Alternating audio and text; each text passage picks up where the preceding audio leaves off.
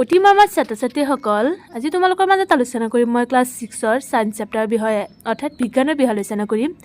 গতিকে তোমালোকে সম্পূৰ্ণ ভিডিঅ'টো ধৈৰ্য্যৰে চাই থাকিবা আৰু মোৰ ভিডিঅ'টোত এটা লাইক কৰি দিবা আৰু মোৰ চেনেলটোত এটা সাবস্ক্ৰাইব কৰি দিবা। এতিয়া বলাইছো আৰম্ভ কৰোঁ। চেপ্টাৰ নং হৈছে 5 আৰু চেপ্টাৰটোৰ নাম হৈছে অবজেক্টছ এৰাউণ্ড আছ অৰ্থাৎ আমাৰ চৌপাশৰ বস্তুবোৰ। ঠিক আছে, চোৱা তোমালোকৰ আজি MCQ কুৱেশ্যন আনসাৰ আছে। ইম্পৰ্টেণ্ট কুৱেশ্যন আনসাৰ লৈ হাজু হৈছোঁ, একদম শৰ্ট MCQ কেইটা তোমালোকৰ কাৰণে ইম্পৰ্টেণ্ট আছে, গতিকে তোমালোকে ভালদৰে বুজি লোৱা। চোৱা শুদ্ধ উত্তৰবোৰ MCQ আনসাৰ আৰু 1 নম্বৰটো আছে শুদ্ধ উত্তৰৰ গোলটো সম্পূৰ্ণ পূৰ কৰা। শুদ্ধ উত্তৰৰ গোলটো মানে সম্পূৰ্ণ পূৰ কৰিব দিছে আমাক MCQ, যিহেতু তোমালোকে ভালদৰে বুজি লোৱা। 1 নম্বৰটো হৈছে দ্ৰব্যই যি পৰিমাণৰ ঠাই আগুৰি থাকে তাক কি বুলি কোৱা হয়। এই এনসাৰটো তোমালোকে চাই লোৱা কি আছে। অপশ্যন এ আছে পদাৰ্থ, আৰু বি আছে বহব, আৰু চি আছে আয়তন, ডি আছে কালি। তোমালোকৰ ৰাইট আনসাৰটো হৈছে চি আয়তন। ঠিক আছে, তাৰপিছত চোৱা 2 নম্বৰটো তলৰ কোনবিধ শস্য। অপশ্যন এ আছে কাঠ, আৰু বি আছে কাঁচ, চি আছে লো, আৰু ডি আছে কাগজ। চ' তোমালোকৰ ৰাইট আনসাৰটো হৈছে বি কাঁচ। ঠিক আছে, তাৰপিছত চোৱা 3 নম্বৰ কুৱেশ্যনটো তলৰ কোনবিধ অৰ্ধশস্য। অপশ্যন এ আছে কাঁচৰ গ্লাছ, আৰু আছে বি দাপোন, চি আছে তেলসনা কাগজ, আৰু ডি আছে ষ্টীলৰ গিলাচ। চ' তোমালোকৰ ৰাইট আনসাৰটো হৈছে চি তেলসনা কাগজ। ঠিক আছে, তাৰপিছত চোৱা 4 নম্বৰটো তলৰ গোটটোৰ পৰা অমিলটো বাছি উলিওৱা। অপশ্যন এ আছে সোণ, আৰু বি আছে তাম, চি আছে এলুমিনিয়াম, ডি আছে বাঁহ। চ' তোমালোকৰ ৰাইট আনসাৰটো হৈছে ডি বাঁহ। অ'কে, এতিয়া চোৱা 3 নম্বৰ কুৱেশ্যনটো পদাৰ্থ কি উদাহৰণ সহ ব্যাখ্যা কৰা। কুৱেশ্যনটো ইম্পৰ্টেণ্ট আছে, পদাৰ্থ কি আৰু ইয়াৰ উদাহৰণ সহ ব্যাখ্যা কৰিব দিছে আমাক। চ' তোমালোকে এনসাৰটো চোৱা। পদাৰ্থ হৈছে এনে বস্তু যাৰ ওজন আছে আৰু স্থান আগুৰে। উদাহৰণ চোৱা, উদাহৰণ দিছে লোহা, কাঠ, বায়ু, পানী আদি। ঠিক আছে, উদাহৰণ তোমালোকে ভালদৰে বুজি লোৱা। তাৰপিছত চোৱা 4 আছে কি দুটা ধৰ্মৰ সহায়ত আমি ক'ব পাৰোঁ যে শিল এবিধ পদাৰ্থ। চ' এনসাৰটো শিলৰ ওজন আছে আৰু এইটোৱে স্থান আগৰে। এই দুটা ধৰ্মৰ দ্বাৰা আমি ক'ব পাৰোঁ যে শিল এবিধ পদাৰ্থ। ঠিক আছে, কি কৈছে মানে শিলৰ ওজন আছে আৰু কি কৈছে এইটোৱে মানে স্থান আগৰে। এই দুটা ধৰ্মৰ দ্বাৰা আমি ক'ব পাৰোঁ যে শিল এবিধ পদাৰ্থ। ঠিক আছে, এতিয়া চোৱা 5 নম্বৰ কুৱেশ্যনটো 4 বিধ দ্ৰব্যৰ নাম লিখা যাৰ সহায়ত গিলাচ তৈয়াৰ কৰিব পাৰি। 4 বিধ দ্ৰব্যৰ নাম লিখিব দিছে আমাক যাৰ সহায়ত মানে গিলাচ তৈয়াৰ কৰিব পাৰি। চ' এনসাৰটো আমি কেনেকৈ লিখিম, ইম্পৰ্টেণ্ট আছে, মষ্ট ইম্পৰ্টেণ্ট। চোৱা বালি, চূণ, সোডা আৰু বৰাক। তাৰপিছত চোৱা 6 নম্বৰটো আছে জ্যোতি কি। ইয়াৰ এনসাৰটো হৈছে যি বস্তুৰ পৰা পোহৰ ওলাই তাক জ্যোতিমান বস্তু বা জ্যোতি বোলা হয়। বুজিছানে, যি বস্তুৰ পৰা মানে পোহৰ ওলাই তাক আমি জ্যোতিমান বস্তু বা জ্যোতি বুলি কোৱাও এই কৈছে। ঠিক আছে, তাৰপিছত চোৱা 7 নম্বৰ কুৱেশ্যনটো তলৰ বাক্যবোৰ শুদ্ধ নে অশুদ্ধ লিখা।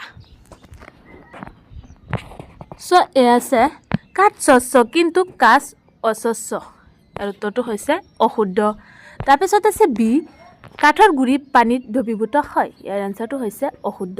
তাৰপিছত আছে চি পানীত নিমখ দ্ৰৱীভূত হয়। ইয়াৰ এনসাৰটো হৈছে শুদ্ধ। আমি জানো পানীত নিমখটো মানে দ্ৰৱীভূত হয়, গতিকে তোমালোকে এনসাৰটো লিখি দিবা শুদ্ধ।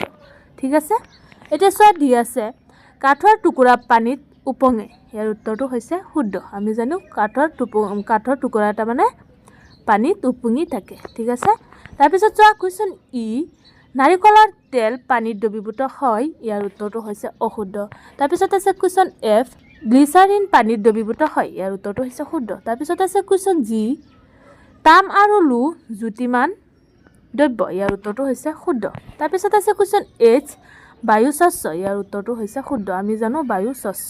ঠিক আছে, চ' এতিয়া চোৱা ছাত্ৰ-ছাত্ৰীসকল তোমালোকৰ 8 নম্বৰ কুৱেশ্যনত কৈছে তলত দিয়া বস্তুবোৰৰ লগত সঠিক দ্ৰব্যবোৰ মিলোৱা।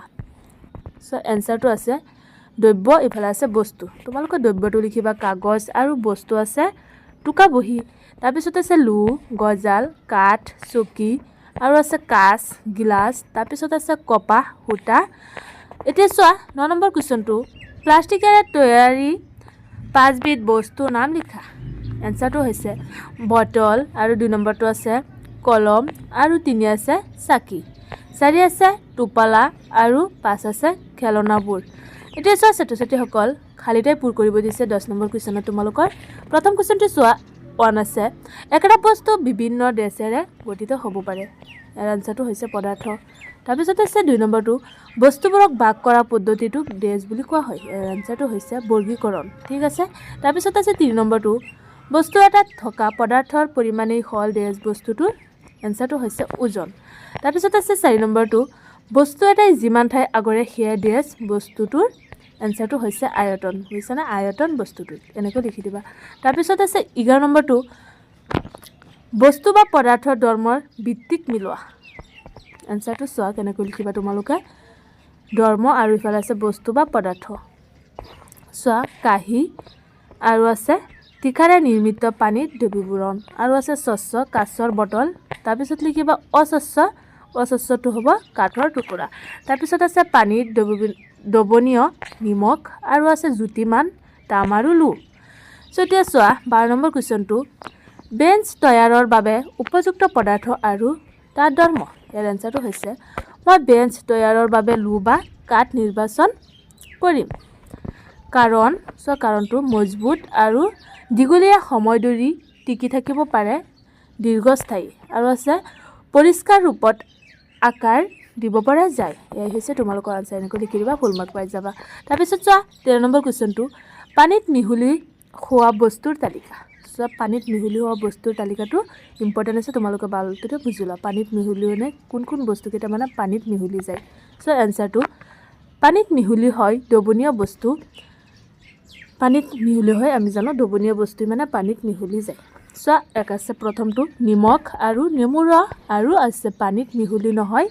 অদ্ৰৱণীয় বস্তুটো চোৱা কি আছে বালি বুজিছানে কি কৈছে মানে অদ্ৰৱণীয় বস্তু আছে পানীত মিহলি নোযোৱা মানে বস্তুবিধ হৈছে বালি ঠিক আছে এতিয়া চোৱা কুৱেশ্যন 1 আছে এইকেইটা ইম্পৰ্টেণ্ট আছে কুৱেশ্যন কেইটা তোমালোকে চাই লোৱা 1 নম্বৰটো আছে বস্তু আৰু পদাৰ্থৰ মাজত কি পাৰ্থক্য আছে ইয়াৰ আনসাৰটো হৈছে পদাৰ্থ হৈছে যিকোনো বস্তু গঠন কৰা মৌলিক একক যেনে লোহা তাম জল ঠিক আছে পদাৰ্থ হৈছে আমি জানো যিকোনো বস্তু মানে গঠন কৰা মৌলিক একক যেনে উদাহৰণ চোৱা লোহা তাম জল বস্তু হৈছে এই পদাৰ্থবোৰে তৈয়াৰ হোৱা বস্তু যেনে টেবুল বটল গিলাচ ঠিক আছে তাৰপিছত 2 নম্বৰটো পানীত দ্ৰৱণীয় বস্তু আৰু অদ্ৰৱণীয় বস্তুৰ তালিকা দিয়া সো আনসাৰটো কেনেকৈ লিখিম পানীত দ্ৰৱণীয়টো প্ৰথমতে চোৱা তোমালোকে পানীত দ্ৰৱণীয়টো হৈছে চেনি নিমখ আৰু মৌ আৰু পানীত অদ্ৰৱণীয় বস্তুকেইটা হৈছে বালি চকৰ গুৰি আৰু নাৰিকলৰ তেল ঠিক আছে এতিয়া চোৱা 3 নম্বৰ কুৱেশ্যনটো স্বচ্ছ অস্বচ্ছ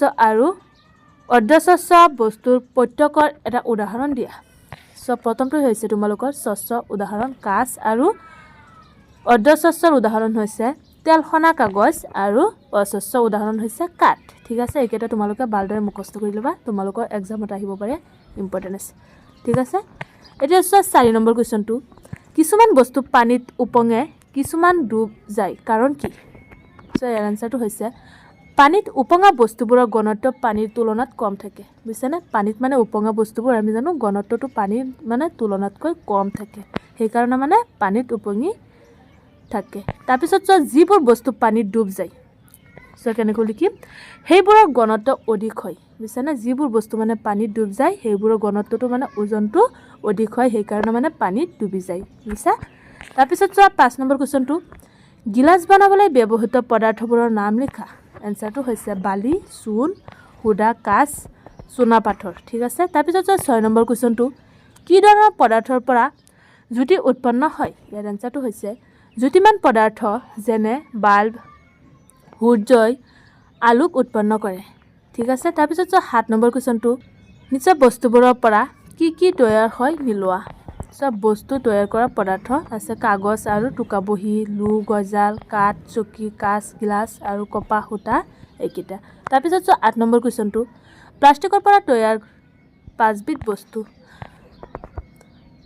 বাট বটল খেলনা বাল্টি আৰু আছে চাকি তাৰপিছত চোৱা 9 নম্বৰ কুৱেশ্যনটো পদাৰ্থ আৰু বস্তুৰ মাজত কি পাৰ্থক্য আছে সো এনসাৰটো পদাৰ্থ হ'ল বস্তু গঠনৰ উপাদান বস্তু বহুতো পদাৰ্থৰে গঠিত হ'ব পাৰে ঠিক আছে তাৰপিছত 10 নম্বৰ কুৱেশ্যনটো কাঁচক স্বচ্ছ বস্তু কিয় কোৱা হয় ইয়াৰ আনসাৰটো হৈছে কাঁচৰ পৰা পোহৰ পাৰ হৈ যায় গতিকে কাঁচক স্বচ্ছ বস্তু কোৱা হয় তাৰপিছত 11 নম্বৰ কুৱেশ্যনটো গিলাচৰ তৈয়াৰত ব্যৱহাৰ হোৱা পদাৰ্থসমূহ কিয় বাছি লোৱা হয় ইয়াৰ আনসাৰটো হৈছে এই পদাৰ্থবোৰ গৰমত গলি যায় আৰু দ্ৰৱৰূপ লৈ গিলাচৰ আকৃতি ল'ব পাৰে আৰু ঠাণ্ডা হোৱাৰ পিছত শক্ত হয় ঠিক আছে ইয়াই হৈছে তোমালোকৰ আনসাৰ তাৰপিছত 12 নম্বৰ কুৱেশ্যনটো অৰ্ধস্বচ্ছ বস্তুৰ এটা উদাহৰণ দিয়া ইয়াৰ আনসাৰটো হৈছে তেলসনা কাগজ হল অৰ্ধস্বচ্ছ বস্তু ঠিক আছে তাৰপিছত 13 নম্বৰ কুৱেশ্যনটো অস্বচ্ছ বস্তুৰ পৰা পোহৰ কিয় পাৰ নহয় ইয়াৰ আনসাৰটো হৈছে অস্বচ্ছ বস্তুৱে পোহৰ সম্পূৰ্ণভাৱে ৰোধ কৰি দিয়ে গতিকে পোহৰ পাৰ নহয় ঠিক আছে ইয়াই হৈছে তোমালোকৰ আনসাৰ আজি মই ইমানলৈকে সামৰো মোৰ ভিডিঅ'টো ভাল লাগিলে লাইক কমেণ্ট শ্বেয়াৰ কৰি দিবা অ'কে বাই টেক কেয়াৰ